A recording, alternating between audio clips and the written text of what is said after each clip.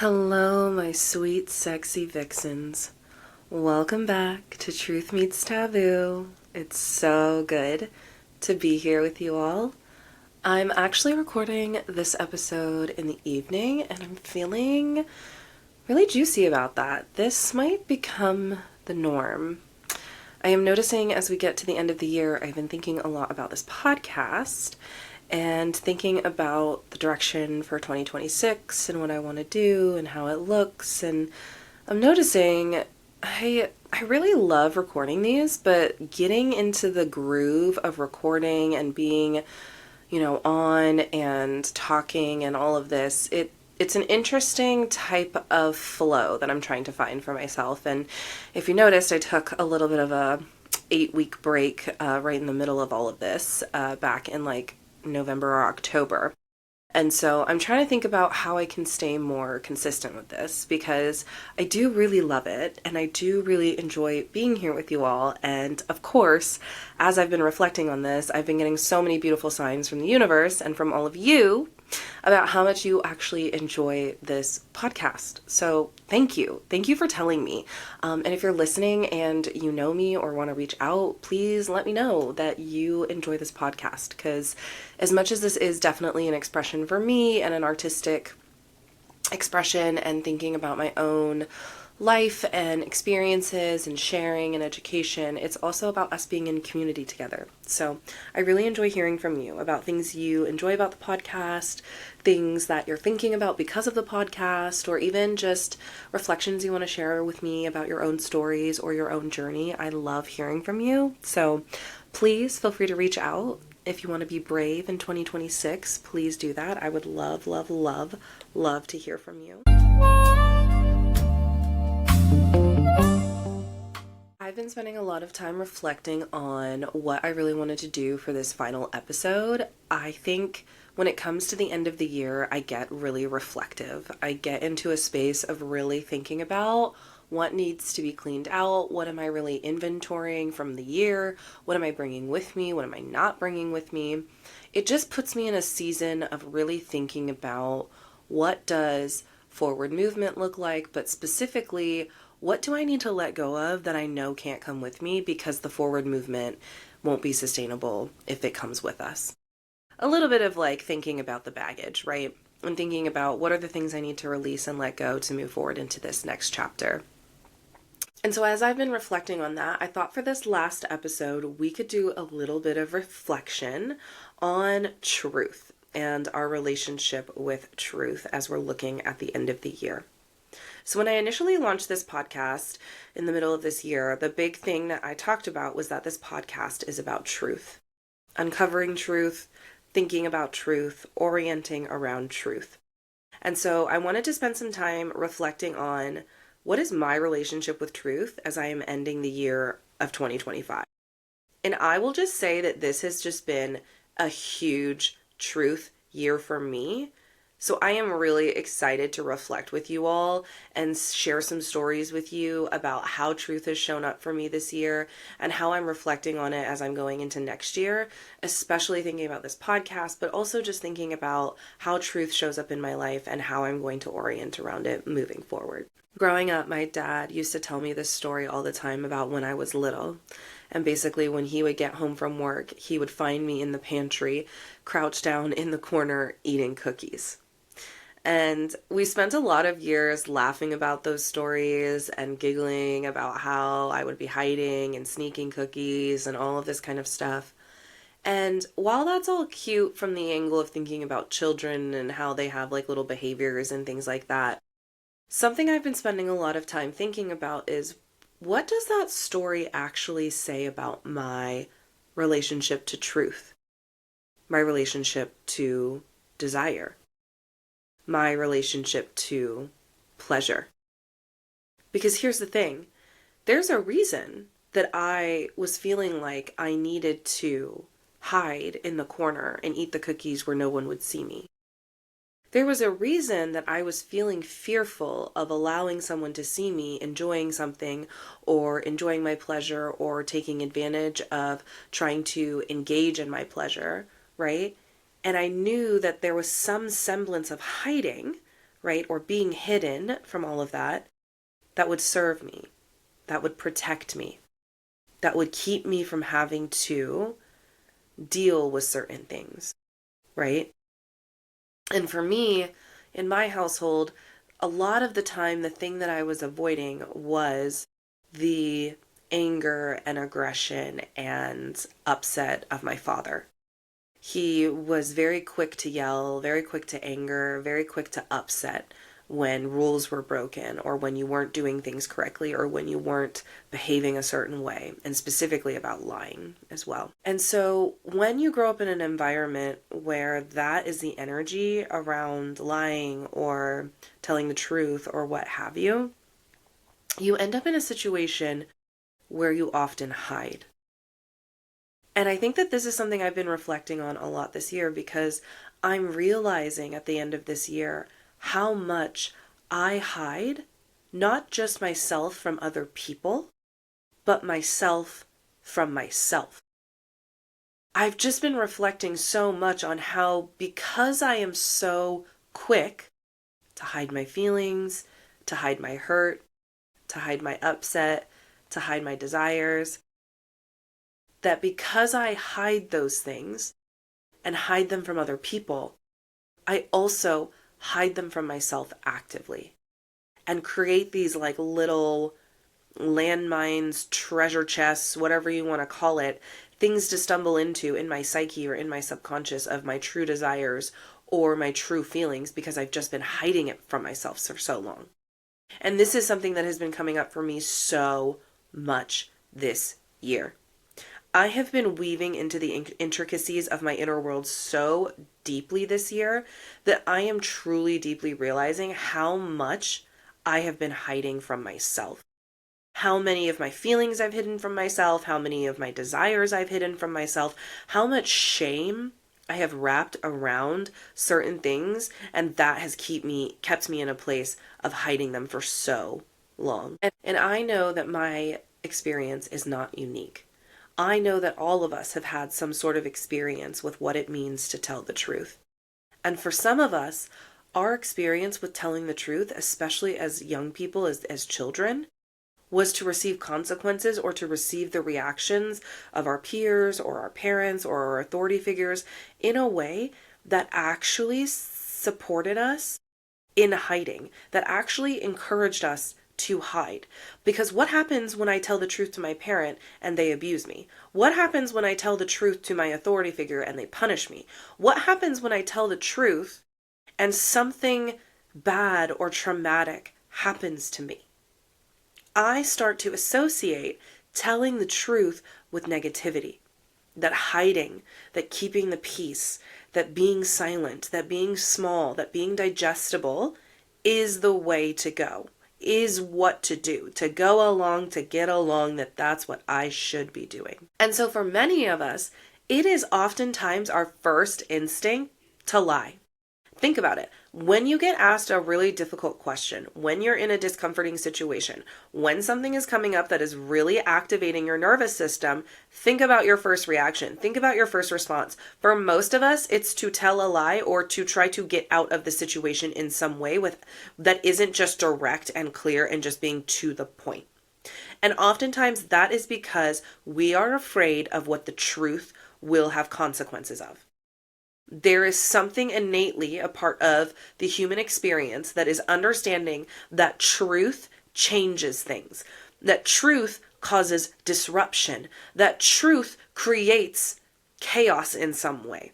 And that is usually because it is naming something that other people maybe don't see or hasn't been named or is critical and need to be named so that we can actually move forward or progress or evolve the thing that we're doing. And so our relationship with truth is really about understanding that our relationship with truth is directly connected to our ability to be authentic. Because when we say we are committed to truth, when we say that we are committed to finding the truth out about ourselves, we are saying we want to live in the most authentic and real expression of ourselves. We want to be honest when someone hurts our feelings. We want to tell the truth when something is discomforting us and we're still going to push past it because we care about someone.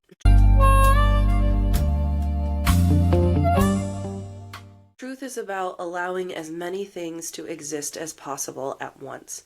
It is about inviting in as many perspectives, as many experiences, as many contextual points, as many ways of understanding a situation so that you can truly, fully, holistically feel something that I have deeply learned about truth.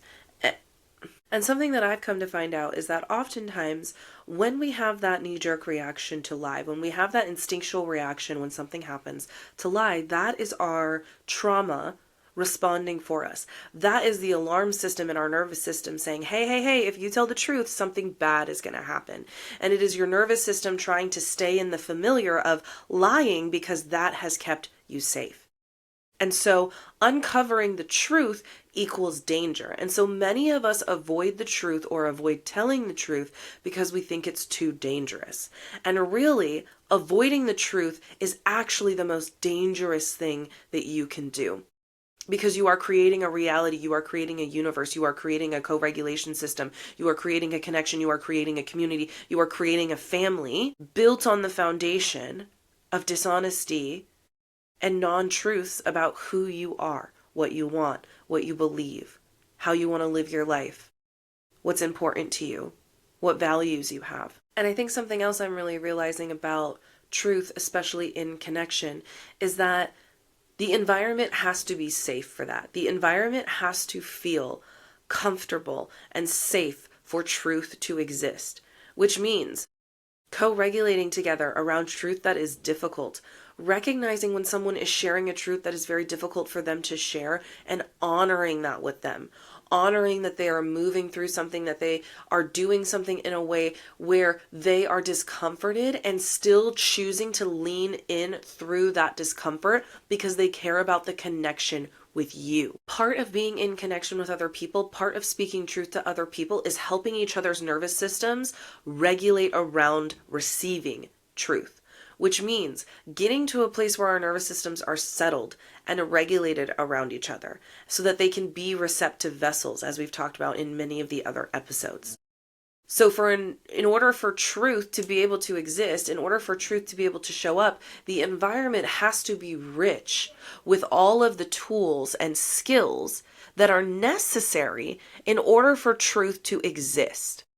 You kind of have to think of truth like a plant and like the environment around it and making sure that it can grow and sustain itself. The soil has to be rich. The sunlight has to be there. You have to be watering it. You have to be trimming the bushes.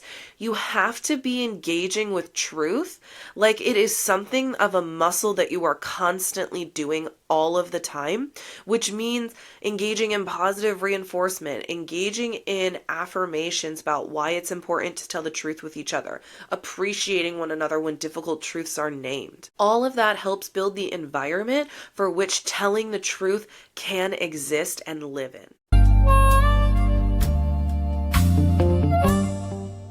I want to share with you all a truth that has been coming up for me recently that has been very, very, very difficult for me as we've been coming to the end of the year. As you all know, I have been navigating a lot of grief.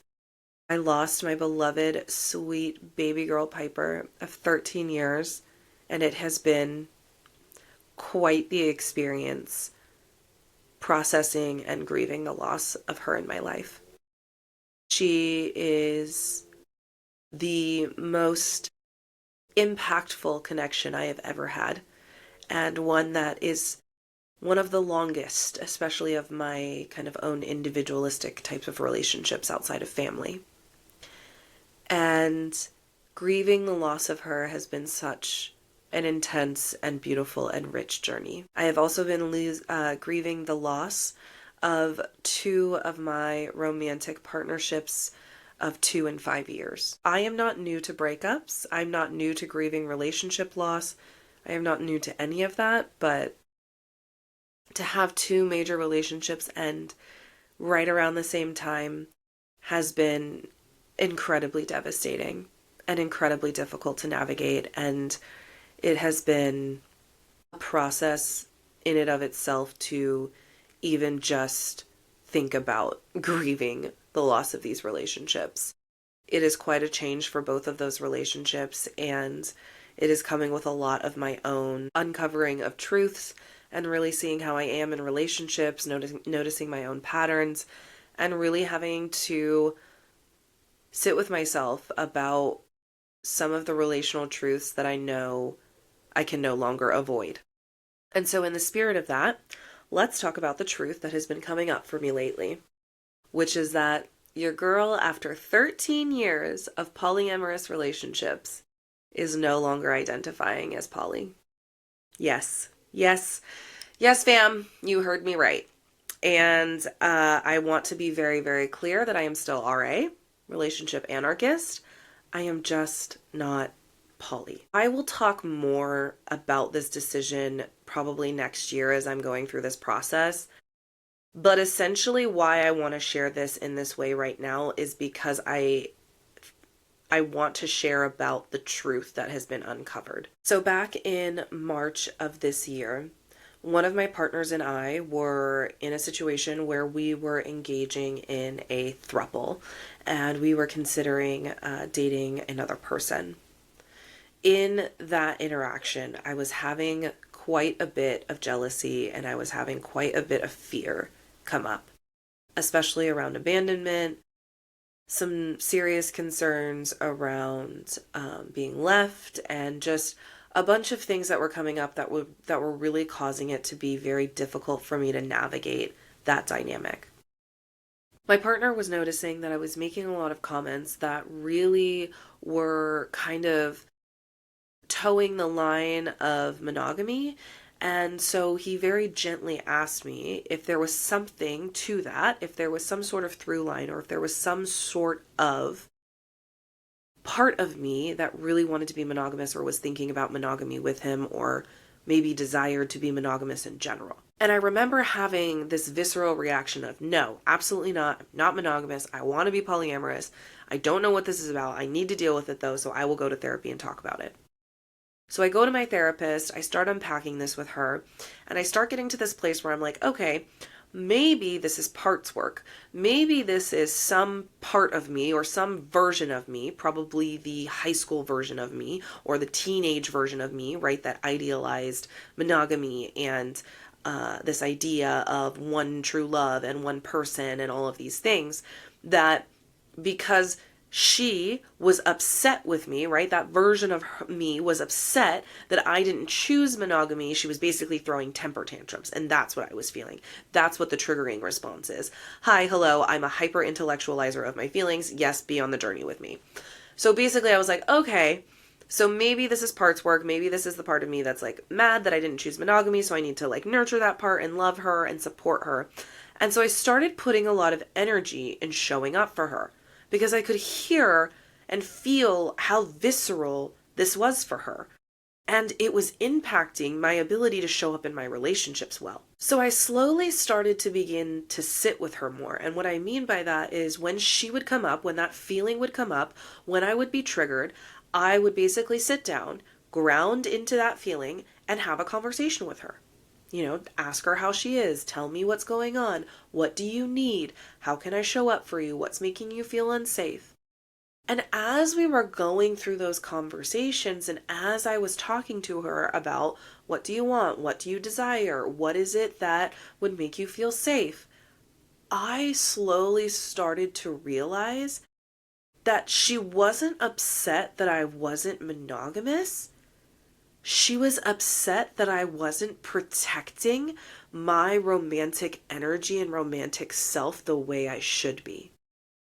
Because the trauma that she is carrying, the story that she is holding, is that I overgive, I overlove, I overinvest, I overcommit in my relationships, and I get my heart broken. And because that is the story that she believes, there is a deep innate part of her that is very committed to boundaries, that is very committed to me establishing boundaries with my romantic partners, establishing truth with my romantic partners, showing up for myself with romantic partners as a way to ensure that we are protected. And not in a hyper independence way, but in a we don't get lost in ourselves, get taken advantage of way. And so when I started sitting with her and having these deeper conversations with her and being like, okay, boundaries, we need more boundaries. Let's think about that. Let's talk about that. I started to realize that a lot of the things that were coming up were largely around the fact that I did not feel I had capacity to be romantically invested in more than one person. And that by being polyamorous all this time, by extending my romantic energy to multiple people at once, I was using that as both a coping mechanism, but also avoidance technique. Avoidance of myself, focusing in on myself. Because if I'm focusing in on other people, if I'm thinking about other people, if I'm worried about my romantic connections, I don't have to look at myself. I don't have to look at my businesses. I don't have to look at my daily practices. I don't have to look at my rituals. I don't have to look at my health. I don't have to look at my well-being because I'm so focused on making sure I'm romantically showing up good and well for my romantic connections. And then I start getting attached to the dopamine that's attached to romantic connections and having good romantic connections and having these first dates that are so yummy and having these intimate experiences that are high on adrenaline and dopamine and oxytocin. And so then I start using relationships and intimacy as a way to avoid. And then I'm also using it as a coping mechanism, right? To cope with the fact that I don't actually believe that anybody would actually choose me because I have this underlying story that I will always overgive, I will always overcommit, and nobody will ever actually choose me. And so instead of trying to deal with the truth of that, I just succumb to the idea that I just be polyamorous, and then that way I don't ever have to worry about someone not choosing me, right? Or this idea of someone leaving me or abandoning me, right? In this context of monogamy. I don't have to worry about that because I'm polyamorous. Literally, what the fuck, girl? The brain is crazy. The brain is crazy. What the fuck do you mean my brain literally did all those mental gymnastics for all these years and was like, let's just hide out in plain sight like this? The truth was literally hiding in plain sight, but your girl is so comfortable. Your girl is so comfortable lying to herself, hiding her own truth from herself, eating cookies in the pantry. I'm so comfortable with that. I literally have been hiding this from myself for like 13 years. And like, I'm being a little extreme about this, right? I don't think that I've necessarily maybe been hiding this from myself for 13 years and it's all been bad. And I don't think I don't regret any of my polyamory journey. I don't think that I did anything that I didn't mean to do or want to do, right? I think polyamory taught me a lot. And if anything, brought me to this place. But the reality is, I am 36 years old, never had a monogamous adult relationship. All of my monogamous relationships were in my adolescence, in my youth. I got into polyamory very quickly as an adult.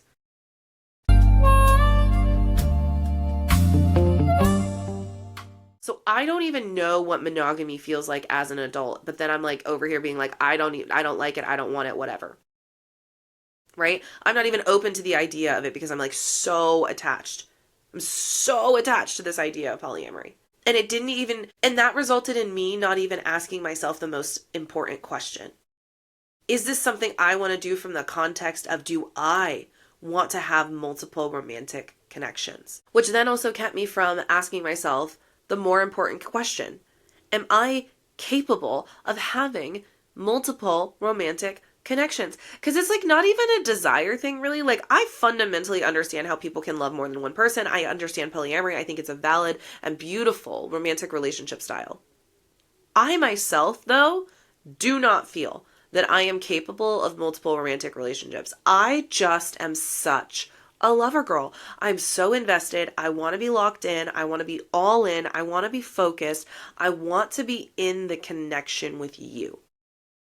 And so really realizing this truth and having to unearth and like pick apart this truth of like, not even just like, oh, I might only want to have one romantic connection, just also the truth of like, bitch, are you even capable? And it's like, I don't even think I'm capable. And I don't even think it's not even about want anymore. It's just like, no, I really am so devoted when I'm in a connection and in a relationship. And that really is what I want. It is what I'm devoted to, is like being in this connection where I am all in this way. And so this last 2 months for me has really been about really digging into that truth about myself. Really looking at, what are my capacities? What are my desires for romantic connection? What is it that I want? And what am I doing in my romantic connections? And is that intentional? Is it purposeful? Is it giving me the life that I want? Is it building me what I want to do? And there's just so much truth I've been uncovering as I've been processing that. Another truth that has been coming up for me is, as an avoidance technique with relationships and polyamory, I've also been avoiding my friendships because I am so desperately terrified of female friendships and have been since I lost my friendship group in high school. And so I have spent so many years just avoiding being in deep connection with women, deep community with women, and just dating and dating and dating because I have been so afraid and feeling so unworthy of being a friend, of being in a friend group, of having friends. And having to sit with that truth and having to look my girlfriends in the face and be like, hey girls, I need to let you know I am about to step this up with you all because I have been avoiding you all. I have been keeping you all at a distance because of my fear, because I'm so terrified. And I know that I've been doing that by avoiding through my romantic connections. And I want you to know that because I'm not doing that anymore, my attention is going to show up here. And I do want to create more with you. I do want to create more intention. I do want to create more community. I do want to create more sisterhood. And having to name that truth with them and how difficult that was. And how loving they were to me and how much they held me in that truth. But just having to honor, right? The web of lies, babe. Like, honestly, like, you tell one lie to yourself and then the lies just keep building on each other. That's why uncovering the truth is so powerful, because you're like, oh, this little lie I told myself or told someone also contributes to these 8 other lies that I've told myself, or this thread of lies that I've told myself. And my dad used to say this all the time growing up, the web of lies that we weave. The web of lies that we weave. And I remember growing up and thinking about that, about how one lie leads to another lie, leads to another lie, leads to another lie. And it's really ironic that we said that in my family, given that we also had so many secrets and there was a lot of hiding in my family as well. And I think that's something I want to invite you to think about as you're reflecting this year, especially because I know holiday time is family time, right? How does truth show up in your family? Do you all talk about things? Do you all share the truth with each other? Do you all tell each other when you hurt each other's feelings? Do you all tell each other when something is upsetting you? Do you all tell each other what's going on behind closed doors, like when something bad is going on? Do you tell each other about things? What is the relationship with truth? When you tell the truth, are there consequences? Do people get upset? What does that look like? Do you have conflict repair? Do you have conflict resolution? How do you navigate that? Our relationship to truth as an adult is so deeply, deeply influenced by how truth was treated when we were children. And so reflecting on your childhood, reflecting on when you were a child and thinking about, how did truth show up for me? What would happen when truth was told? How did people tell the truth? Did people tell the truth? What did that look like? What was that environment like? And once you start asking yourselves those questions, once you start looking into some of that, that's where you start to see the little threads. That's where you start to see, oh, I can see why I feel this way about telling the truth. Oh, I can see why I feel this way about being honest. Oh, I can see why I hide things from myself. All of this is information for you around what it means to continue telling more of the truth. Because that's really all it is telling the truth is just peeling back more truth on more truth on more truth on more truth. The reality is, we all started weaving our web of lies when we were children. And so those threads go back so far. And so it's really important to think back and go back through those webs that we've weaved and say, okay, where are those lies that I laid down that don't need to be here anymore, that don't serve me anymore, that I don't need to engage with anymore? And it's going to be a process. I'm not gonna lie to you. Girl, it's been so much these last couple months. So much shame, so much fear, so much acknowledgement, recognition, gratitude, pain, suffering. I have had to cut so many connections. I literally feel like I am just like literally scream mask out here. Like I am just shedding. And of course, it's the year of the snake, 2025. So, and I am a snake in Chinese zodiac. So, here we are shedding this skin. And I know that this is all part of the journey and that whatever is meant to be is going to happen and be. And I feel what is on the other side of this, on the other side of this truth. But man, if the only way out isn't through, and I know that to be true. I know how difficult that is, and I know that I'm not the only one experiencing it. I know this time of year brings up so much for all of us. So I am with you if you are in it right now, if you are navigating this season of time in grief or in transition or transformation or loss, shedding, releasing. It is quite the time. And you are so held in that, especially here. I think something that has been coming up for me a lot as I've been navigating new truths and uncovering new things is spending some time thinking about the perception of when you are someone who is so committed to your truth that means evolution and growth constantly. Right? When you are committed to your truth in a way that is so deep, you are evolving and transforming on a regular basis. Your identity is shifting, your preferences are shifting, your goals are growing and evolving, and it's because you're in the pursuit of you, right? I think about that a lot, that seeking the truth about yourself is seeking your authenticity. It is seeking knowing yourself. Because here's the thing, I think a lot of us think that we want other people to know us, that we want to be known by other people. But no one can actually know you the way that you know you.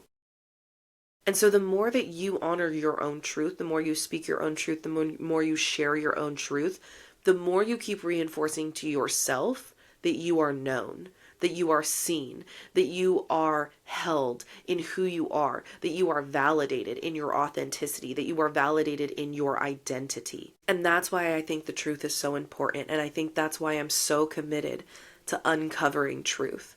Not because I demand change or want to force change, but because truth brings about change and it gives people permission to change. When we get new information, when we learn new things about ourselves, when we ask ourselves new questions, when we try new things, we learn truths about ourselves that allow us to change and evolve into a more authentic version of ourselves. And I think that's so important to life and life force energy.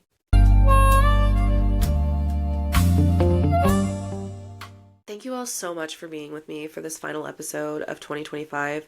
I will be totally transparent and vulnerable with you right now and say I wasn't sure I was going to make it to making these podcasts, y'all.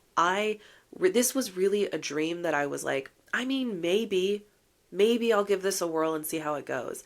And I got into that little 8-week kind of slump there for a second. And then I came out of it and now I just recorded this and now I'm back and I'm like, ooh, I am really grateful. I'm really grateful to be here. I'm really grateful that you all are here. It honestly means so much to me that you're listening, that I get to share my stories with you, that we get to be in community together, that we get to have these little chats. I want you to know how deeply grateful I am for you. And whether you believe in energy or woo-woo stuff or not, I want you to know that I can feel you every time I record these episodes. There is something about when I am recording these episodes where I feel the energy of the people who are going to be listening. And it's almost kind of like I'm in this communion with you and I am like literally just downloading and communing to you what I feel like we should be talking about and what should be coming up for us in our natural conversation together. And so thank you for being here, for letting me feel you, for letting me talk to you in this way where it feels so communal and so connective. I hope you have a wonderful and beautiful holiday season. Please make sure you are prioritizing your pleasure as much as possible. I know these times are very stressful and chaotic. So find delicious little beautiful ways to find and be in your pleasure because that's so important. And wherever your longing leads you, I hope you stay turned on by the truth.